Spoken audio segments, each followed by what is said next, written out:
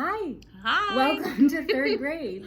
For those of you who have not met us officially, I am Miss Merrill. And I'm Mrs. Krutinger. We are so excited to have your child in third grade this year.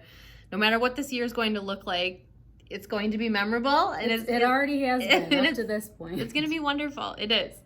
So today we have a guide to third grade for you. We'll also have it up on Google Classroom for your child, and we will also have it on our third grade website. Yes, and we wanted to take a few minutes to go through it with you today, to clarify any things that were a little muddy, and to just kind of go through our policies and procedures so we're all on the same page. So let's start at the beginning. All right. It's a very good place to start. It is. Take it away, Mrs. Krutinger. So this is a year of adventure, and we really hope that this information helps answer a lot of questions and concerns that you may be already having. So our curriculum, we start with math, and we're doing multiplication, division, fractions, measuring, a little bit of everything. Yes. Right? We started the year off with some second grade review just to freshen up everyone's skills and see where everyone is. And on the days that they are in school, we will be teaching them Eureka Math modules. And then on the days they're not in school and they're reviewing, they're going to be working on a program called Zern, if you haven't already gotten into that website already, and also IXL for math. Yep. Now, Zern is a great resource, we think, because it follows the modules exactly. And IXL is just awesome for practice. They can pick and choose skills to practice. We can give them skills. Yeah, it's just a really good thing to do at home to reinforce what we're doing in school. Yes. All right. ELA. So ELA, my favorite.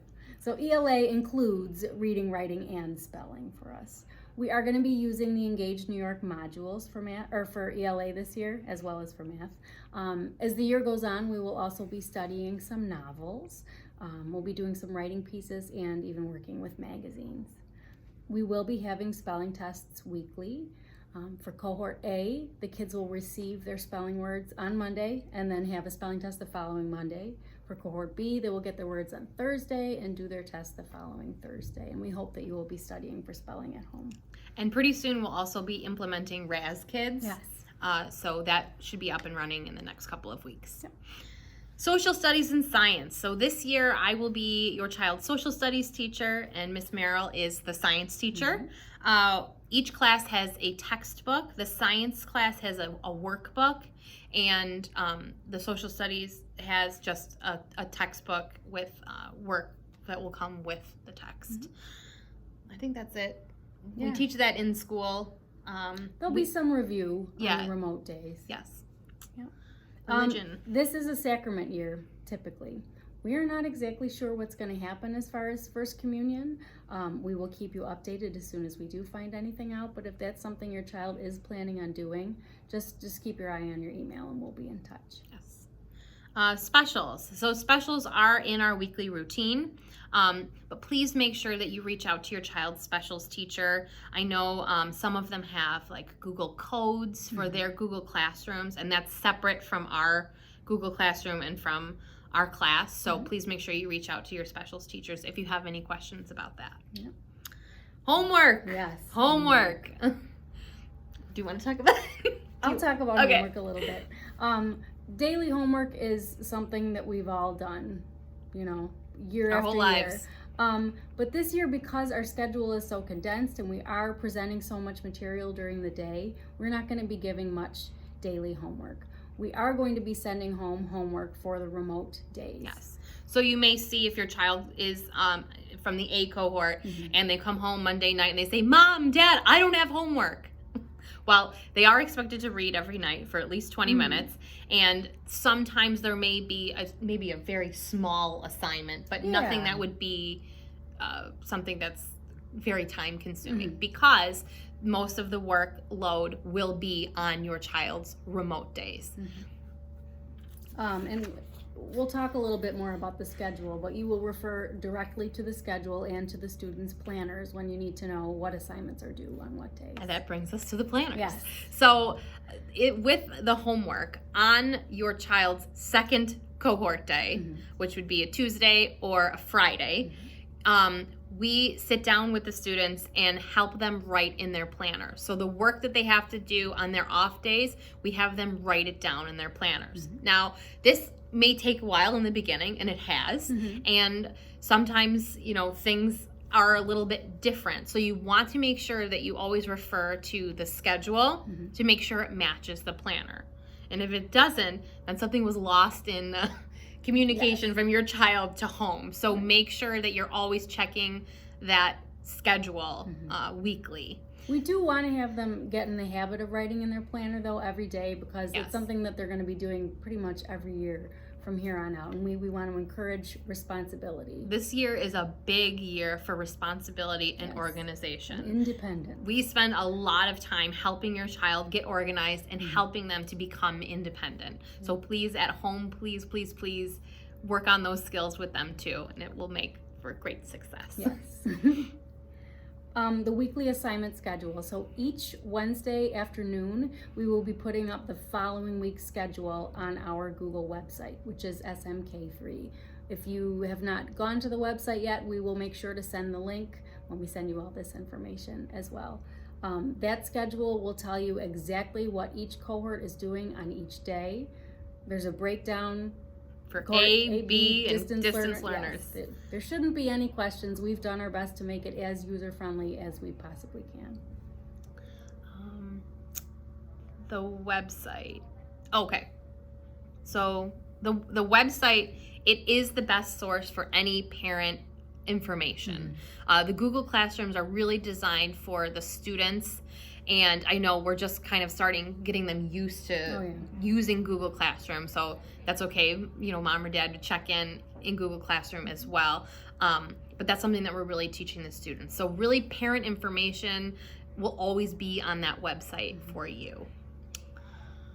And the remote learners, they have their own separate Google Classroom just for them, and assignments will be posted daily for them there with everything they need. So speaking of Google Classroom, every Wednesday we meet with each cohort through a Google Meet. It's a chance for us to connect with the kids, to answer any questions about work that they did the previous remote days or that they have coming up, and for us to offer a special lesson that will have an assignment component that afternoon. So every Wednesday we will have a meeting with cohort A at 9 o'clock and a meeting with cohort B at 10 o'clock.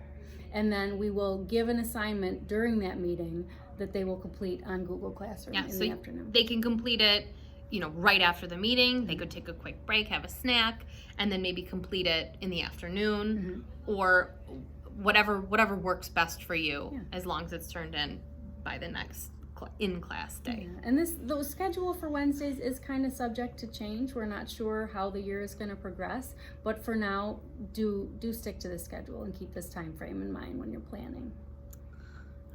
Google Meet etiquette.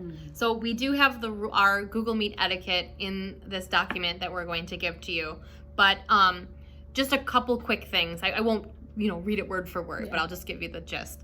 So make sure that your device is charged. Make sure your microphone works. If there is a problem with your technology or with logging in or something's just not working, the best person to contact is Mr. Brennan. I'm not a tech person. You've probably already noticed that. I'm really trying, and he will be a much better resource to help you get what you need and get you hooked up. So if a teacher asks you to mute or unmute, please work with your child to make sure that they know that it's that little red microphone button to mute and unmute. It's really important, getting everybody organized. The chat box. There's a little chat box on the side bar. Please make sure that that's for questions only, or if a teacher has asked your child to type something in the chat box. It can get really confusing if all the students are just chatting about things that are not school related, and that can always run into problems. So let's just keep it school related for school questions only. If your child wants to send us a message, or they're excited about something, they want to send a picture of their dog, they can always send us an email from their Google emails. And I always love getting I don't know, things that they've done over the weekend, yeah. or just a little way just to connect, because we're not with them all the time, and it's so important for that connection. Yes. Okay. Please make sure you have your camera on during the Google Meet. If there is a problem, the camera's not working, or it's something that we've already talked about before the meeting, please, please, please make sure you have that camera on. We need to see your child so that we can teach them and interact with them. Right. If you have to take a bathroom break, if your child needs a bathroom break or there's an emergency, yes, turn your camera off. Totally.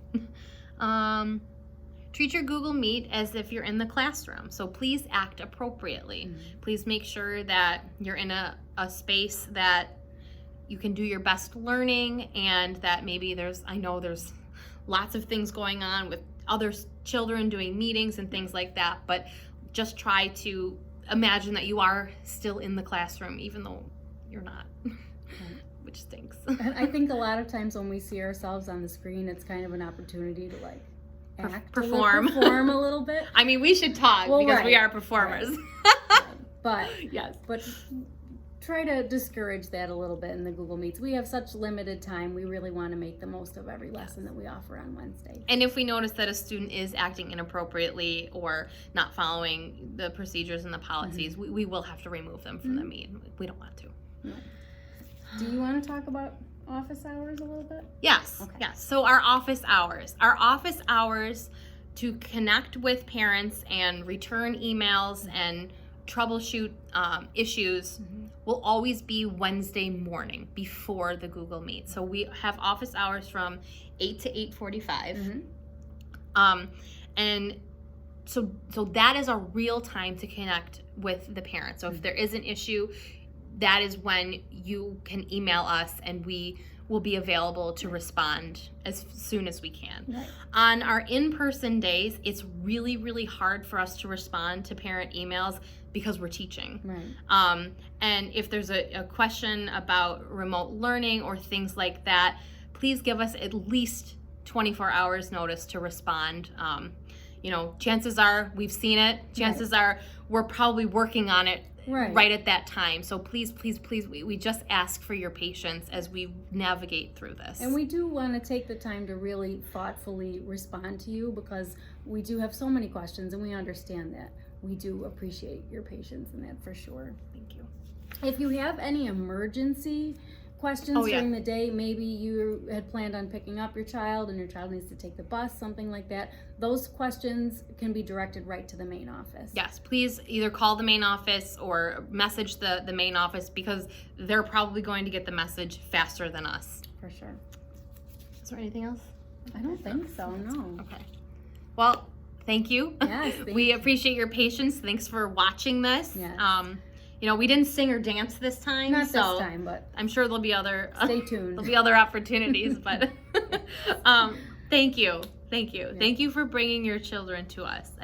I know it's only been 3 weeks. We're so happy to see them. I'm so lucky. I'm so lucky that even though we're not there all the time, I'm so lucky that I get to see your child when they're here, and even when they're not here.